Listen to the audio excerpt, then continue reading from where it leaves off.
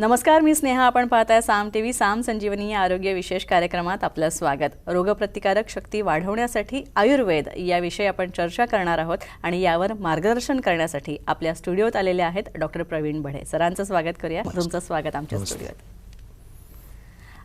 सरांची ओळख करून देते थोडक्यात. डॉक्टर प्रवीण बढे हे निसर्गोपचार तज्ज्ञ म्हणून प्रसिद्ध आहेत. गेली 12 वर्ष ते यात काम करतात. तसंच मोफत व्याख्यानं आणि आरोग्य शिबिरांच्या माध्यमातून आत्तापर्यंत डॉक्टर प्रवीण बढे यांनी 2.5 लाख लोकांपर्यंत आरोग्यसेवा पोहोचवलेली आहे. तसंच आहार, विहार, विचार आणि आयुर्वेदिक औषधं यांच्या माध्यमातून अनेक दुर्धर आजारातील रुग्णांना त्यांनी आजारातून बाहेर काढलेलं आहे, बरं केलेलं आहे. प्रसिद्ध व्याख्याते, लेखक, नाडी तज्ज्ञ म्हणून त्यांची ख्याती आहे. 2000हून अधिक आरोग्य शिबिरे त्यांनी घेतलेली आहेत. तसंच 4000पेक्षा जास्त आरोग्यविषयक व्याख्यानं घेऊन त्यांनी समाजात जनजागृतीसुद्धा निर्माण केलेली आहे. विविध आजारांवर 25 रिसर्च बेस आणि खात्रीशीर आयुर्वेदिक उत्पादनंसुद्धा ते बनवतात. आत्तापर्यंत त्यांना 59 राष्ट्रीय आणि आंतरराष्ट्रीय पुरस्कारांनी गौरवण्यात आलेलं आहे. त्यात उद्योगरत्न पुरस्कार, वाघधरा सन्मान, पिंपरी चिंचवड महानगरपालिकेचा देवदूत पुरस्कार, national healthcare excellence award, Bharat Bhushan पुरस्कार, शौर्य भारत पुरस्कार, वर्ल्ड बुक ऑफ रेकॉर्ड लंडनचा पुरस्कार, तसंच उद्धवश्री पुरस्काराचे डॉक्टर प्रवीण बढे हे मानकरी आहेत. चला तर मग आता चर्चेला सुरुवात करूया. आणि सगळ्यात आधी आपण जाणून घेणार आहोत की खरोखरच रोगप्रतिकार शक्तीवर बोलण्याची गरज आहे का?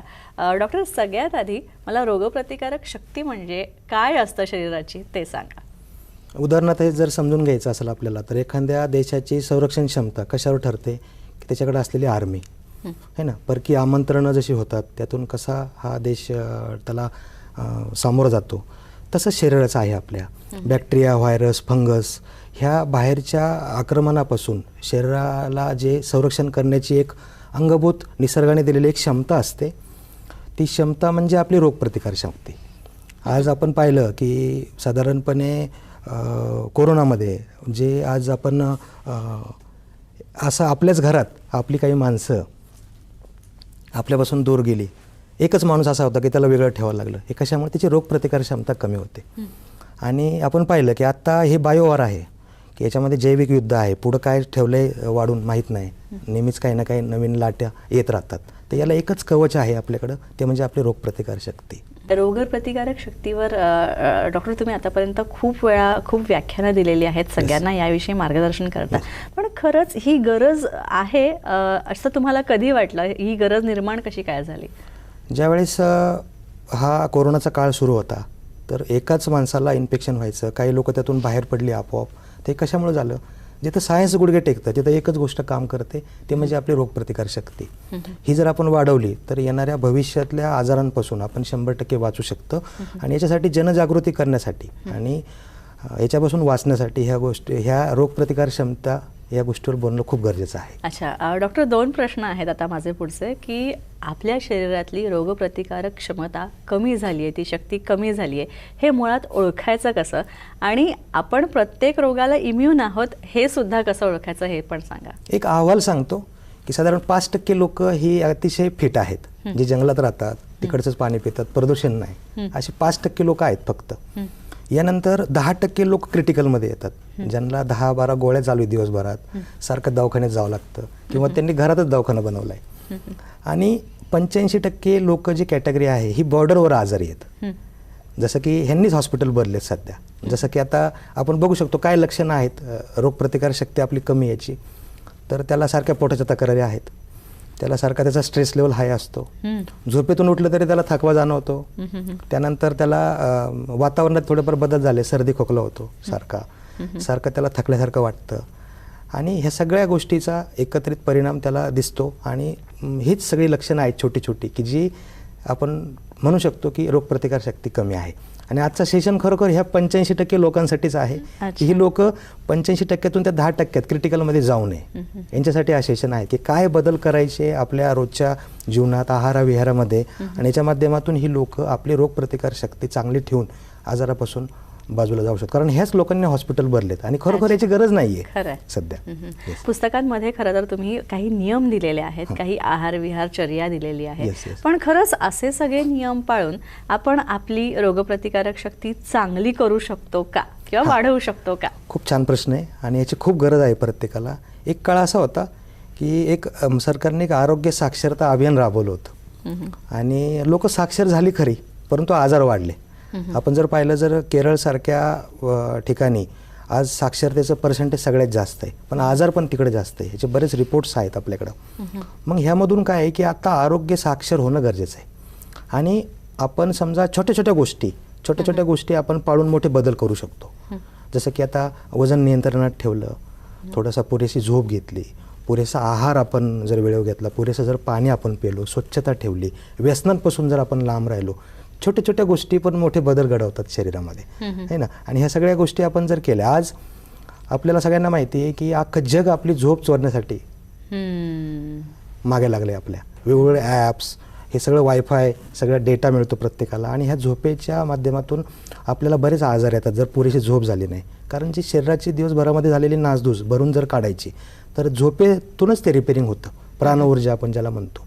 आणि यासाठी झोप खूप गरजेची आहे. जर झोप नाही झाली तर काय होईल की लगेच त्याचं पोट त्याचं बिघडून जाणार, त्याला स्ट्रेस वाढणार त्याचा, किंवा सगळ्याच गोष्टीवर त्याचा परिणाम होतो. म्हणून झोप खूप गरजेची आहे. आज ही लोक आपल्या दिवसभर आपली माणसांना जागे ठेवून डॉलरमध्ये पैसे कमवतात, तर प्रत्येकाने पुरेशी झोप घेणं गरजेचं आहे. आणि जर आपल्याला खरोखर जर चांगल्या पद्धतीने जर डीपमध्ये जर बघायचं तर आमचं एक आयुर्वेद चाणक्य म्हणून एक पुस्तक आम्ही आत्ता लॉन्च करतो आहे की 109 प्रकारचे जे आजार जे इम्युनिटी कमी झाल्यामुळं, रोगप्रतिकार शक्ती कमी झाल्यामुळे होतात, तर ह्यासाठी छोटे काही नियम आम्ही सांगितले 6 प्रकारचे, की प्रत्येकजण हे छोटे नियम पाळून आपली रोगप्रतिकार शक्ती चांगली ठेवू शकतो. आता नियम पाळायचे म्हणजे नेमकं काय, कसले बदल करायचे डॉक्टर?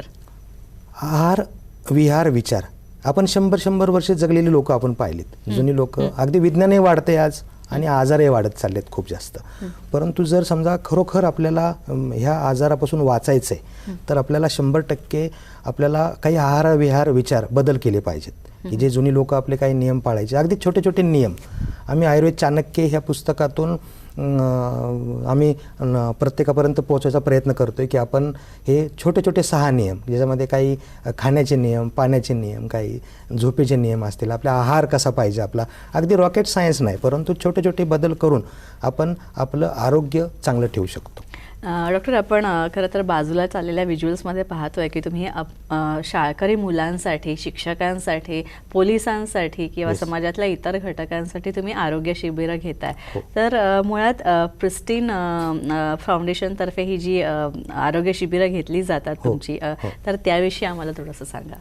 ॲक्च्युली जसं आता एक आजार वाढत चालला आहे, लोकांमध्ये कन्फ्युजन खूप आहे, तर आरोग्य साक्षरता हा विषय खूप महत्त्वाचा आहे. आजकाल प्रत्येकालाच आरोग्य साक्षर करणं गरजेचं आहे. काय चुका होतात, खरोखर प्रत्येक वेळेस औषधाची गरज असते का, तर ह्यासाठी आम्ही आरोग्य साक्षरता काही अभियान राबवतो. फ्री बॉडी चेकअप, त्यानंतर काही आरोग्य शिबिरं, त्यानंतर आरोग्यविषयक व्याख्यानं देऊन वेगवेगळ्या घटकांमध्ये जाऊन आम्ही प्रत्येकाला आरोग्य साक्षर करायचा प्रयत्न करतो, की तुम्ही तुमच्या विहारात विचारात काही बदल करून, काही आयुर्वेदिक औषधं वापरून तुम्ही आयुष्यभर निरोगी राहू शकता. निसर्गात इतकी ताकद आहे की कुठल्या वयाचा, कुठल्याही स्टेजचा आजार आपण बरा करू शकतो. आणि प्रिस्टाईन चॅरिटी फाउंडेशनच्या माध्यमातून गेली 12 वर्ष आम्ही हेच कार्य करतो. जवळजवळ 200-250 आमच्याबरोबर व्हॉलेंटियर्स अहोरात्र काम करून प्रत्येक घटकापर्यंत आरोग्य साक्षरता पोहोचवायचं आमचं सध्या मिशन आम्ही राबवतोय. अच्छा, कोणत्या प्रकारचे उपक्रम जे आहेत ते या फाउंडेशन मार्फत राबवले जातात? याच्यामध्ये काही व्याख्यानं घेतो आम्ही. याच्यामध्ये लोकांच्या ज्या काही समस्या असतात, काही गैरसमज असतात, की खरोखर मोठे आजार बरे होतात का, तर नक्की होतात, फक्त तुम्ही त्याला प्रॉपर त्या पद्धतीने गेलं पाहिजे. तर याच्यावर मार्गदर्शन असतं. त्यानंतर काही बॉडी चेकअपचे काही कॅम्प्स असतात, त्यानंतर काही आरोग्य शिबिरं, काही आयुर्वेदिक औषधं वर्ष आपण त्यांना फॉलोअप देतो, की ज्याच्या माध्यमातून त्याच्यामध्ये एक कॉन्फिडन्स येतो आणि आपोआपच तो माणूस त्या आजाराविषयी एक चांगलं त्याला एक माहिती जर डीपमध्ये मिळाली तर 100% आपण त्याला त्या आजारातून बाहेर काढू शकतो. नक्कीच. डॉक्टर, मला वॅक्सिनेशन बद्दल विचारायचं आहे. वॅक्सिन लोकांचा असा समज आहे की मी एखादा आजार आहे तर मग मी त्याचं वॅक्सिन घेतलं म्हणजे माझी रोगप्रतिकारक शक्ती वाढली. तर यात कितपत तथ्य आहे किंवा हा गैरसमज आपल्याला कसा दूर करता येईल? ॲक्च्युली वॅक्सिन ही संकल्पना अशी आहे की लहानपणी, फॉर एक्झाम्पल एक उदाहरणाने समजून घेऊ, कावेळीचं आपण एक वॅक्सिन घेतलं तर त्याचे जे सेल्स असतात वॅक्सिनचे ते आपल्या बोन मॅरोमध्ये साचून राहतात. ज्यावेळेस बॉडीला असं वाटतं की कधी आयुष्यात की बाहेरच्या काही कावेळीचं संक्रमण आपल्या शरीरामध्ये होतं, त्यावेळेस बॉडी काय करते की तिकडच्या सेल्स मल्टिपल करून त्याच्यामधून त्याला त्या येणाऱ्या कावेळीच्या जीवाणूंशी लढण्यासाठीची तयारी करतं. म्हणून व्हॅक्सिनेशन हा पार्ट थोडासा काम करतो, परंतु याचबरोबर महत्त्वाचं असतं की आपण आपल्या दैनंदिन जीवनातून आपली रोगप्रतिकारशक्ती टिकून ठेवणं खूप गरजेचं असतं. ह्या दोन्हींचा म्हणजे समांतर बाजू आहेत दोन्ही. ह्या जर दोन्ही, जसं की ॲक्टिव्ह इम्युनिटी आणि पॅसिव्ह इम्युनिटी, दोन प्रकारच्या इम्युनिटी असतात की ज्या ॲक्टिव्ह इम्युनिटी म्हणजे दररोजच्या ज्या व्हायरल, बॅक्टेरिया, फंगसपासून संरक्षण करणाऱ्या ज्या व्हाईट सेल आपल्या रोज ॲक्टिव्ह असतात, आणि पॅसिव्ह इम्युनिटी म्हणजे व्हॅक्सिनेशन. अच्छा. डॉक्टर, तुम्ही तुमच्या पुस्तकात ज्या नियमांचा उल्लेख केलेला आहे, विशेषतः आहार, विहार आणि विचार, जे मला सगळ्यात महत्त्वाचे वाटतात, तर या तिन्ही विषयी काही नियम तुम्हाला आता सांगता येतील का प्रेक्षकांना? 6 वेगवेगळ्या प्रकारचे नियम आम्ही ह्या पुस्तकामध्ये सांगितलेत. विशेषतः याच्यामध्ये जे आहार, विहार, विचार, की आपला जो फूड पॅटर्न आहे हा कसा हवा, त्यानंतर कारण आहार हेच औषध आणि स्वयंपाकघर हेच दवाखाना, ह्या दोन संकल्पना आपल्या पूर्वपार चालत आलेल्या आहे, त्याचा विसर आपल्याला पडला आहे. तर नक्की फूड पॅटर्न म्हणजे काय खाल्लं पाहिजे, मॅक्झिमम लाईव्ह फूड म्हणजे अल्कलाईन फूड खाणं गरजेचं शरीरामध्ये, याच्याविषयी आम्ही सांगितलं आहे. शरीरामध्ये प्रत्येक जर आपण पाहिलं ॲव्हरेज माणूस 2 लिटर पाणी पितो, परंतु एवढं पाणी बॉडीचं टेम्परेचर मेंटेन करायलाच लागतं. परंतु जर डिटॉक्स करायची बॉडी तर तुम्ही पाणी कधी आणि किती पिलं पाहिजे आणि कसं पिलं पाहिजे, ह्या गोष्टी सांगितल्यात.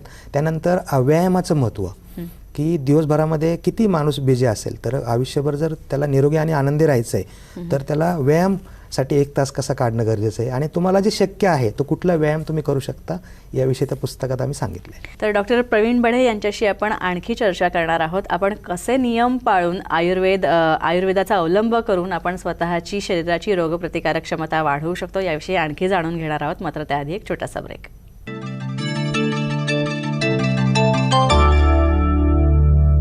ब्रेकनंतर पुन्हा एकदा आपलं स्वागत. आपल्यासोबत आहेत डॉक्टर प्रवीण बढे. डॉक्टर, तुम्ही मगाशी म्हणालात की त्याप्रमाणे आहार फार महत्त्वाचा असतो आणि you are what you eat असं आपण नेहमी म्हणतो. पण आताची बदललेली जीवनशैली जर आपण पाहिली तर लोकांचं उशिरा उठणं, रात्रभर मोबाईलवर सर्फिंग करत बसणं, मोबाईल पाहत बसणं, यामुळे पूर्ण आरोग्याचे आपण म्हणूया की आरोग्याचं फार नुकसान झालेलं आहे. तर मुळात हे नुकसान किंवा ही सगळी आताची जी जीवनशैली आहे याविषयी तुम्हाला काय वाटतं? ॲक्च्युली खरोखर जी भारतीयांची जीवनपद्धती आहे ती खरोखर बदललेली आहे. सध्या वाईट वाटतं ज्यावेळी आम्ही काम करतो. शहर आणि खेडेगाव यामध्ये आता असा काही बदल राहिला नाही की प्रत्येक ठिकाणी आजार बघायला मिळतो आपल्याला, आणि यामध्ये खरोखर बदल करणं गरजेचं आहे. की तुम्ही सांगितल्याप्रमाणे आहारामध्ये काय बदल केले पाहिजे की जे आपले खरोखर भारतीय संस्कृतीने काही पदार्थ काही स्वयंपाकघरामध्ये आपल्या आहे त्याचा विसर पडला आहे. तुम्ही म्हटल्याप्रमाणे रात्री जागरण, सकाळी उशिरा उठणं, व्यायामाचा अभाव, पाण्याचं कमीत प्रमाण शरीरामध्ये चाललं आहे. तर ह्या सगळ्या गोष्टीचा एकत्रित परिणाम आज 25 नंतर दिसायला लागला आहे प्रत्येकाचा. म्हणजे माणूस जरी दिसायला बाहेरून तो 25-30 दिसतोय तर आतून तो 50-60चा झाला आहे. म्हणून आयुर्मान कमी झालं आहे. आणि आज तुम्ही जर पाहिलं ना तर पहिलं हॉस्पिटल आणि मेडिकल छोटे छोटे असायचे आणि किराणा मालाची दुकानं मोठी असायची. आज जर आपण पाहिलं तर मेडिकल मोठे मोठे आणि शोरूम झालेत मेडिकलचे, मोठे मोठे मॉल बघायला मिळतात. तेवढी गरज वाढली. म्हणजे आज प्रत्येक माणूस आज त्याच्या खाण्यापेक्षा त्याचं आजाराचं बजेट खूप जास्त वाढले.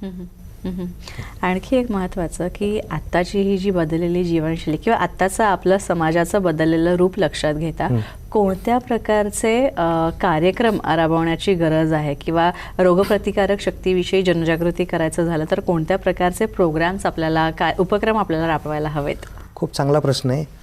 खूप मोठ्या प्रमाणात काम करणं गरजेचं आहे. कारण ही आग जी वाढत चाललेली आपण बघतोय प्रत्येकाच्या घरापर्यंत पोचते आजार. प्रत्येक घरातल्या प्रत्येक माणसाला काही ना काही व्याधी आज जडलेली. म्हणून आज जर आपल्याला याच्यावर जर काही प्रोग्राम जर घ्यायचे असते तर अवेअरनेस प्रोग्राम घेणं गरजेचं आहे. प्रत्येक आजारावर खरोखर औषधाची गरज लागते. हे आजार कशामुळे होतो? बऱ्याच आजार असण्यापेक्षा काही अवस्था असतात.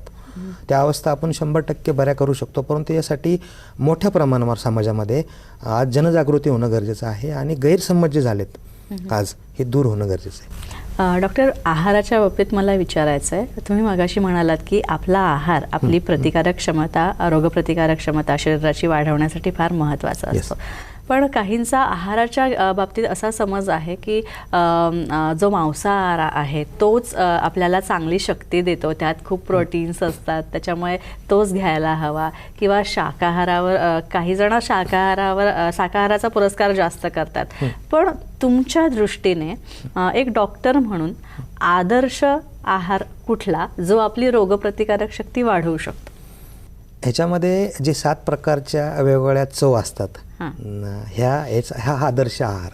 आता मांसाहाराबद्दल जर बोलाल तर नक्कीच शाकाहार हा मांसाहारापेक्षा श्रेष्ठच आहे. कारण शेवटी तुम्ही जे खाताय ते पचलं पाहिजे.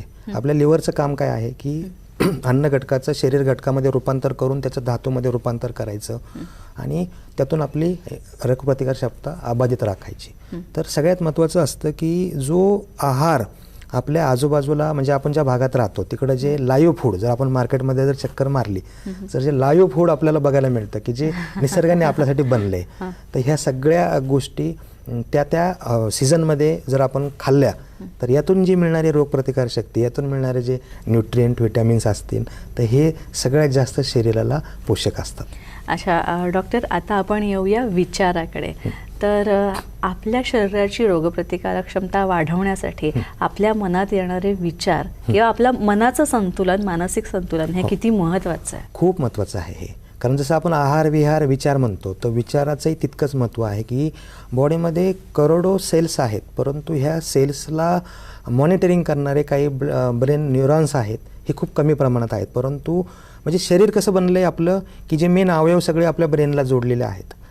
जर बघा तुम्ही जर काही ऑब्झर्वेशन जर केले की जी माणसं खूप चिडचिडी असतात, जी माणसं खूप हायपर असतात त्यांना डायबेटीस होतो है ना. जी माणसं खूप भावनिक असतात किंवा जी माणसं खूप अशी रागीट असतात त्या माणसांना कार्डिओव्हेस्क्युलरचे म्हणजे हृदयाच्या संबंधित आजार झालेले आपल्याला बघतात. आणि जी लोक शांत आहेत, समाधानी आहेत, आनंदी आहेत बघा ती लोकांना त्या तुलनेने आजार कमी असतात. म्हणून विचाराचं महत्त्व आहेच.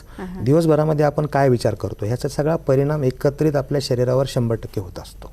नक्कीच. पण मग हे विचार आपल्याला कसे हवेत? आता सकारात्मक विचार करायचा हे तर माहिती आहे आपल्याला, सगळेच म्हणतात की बी पॉझिटिव्ह सकारात्मक राहा, त्याचा शरीरावर चांगला परिणाम होईल.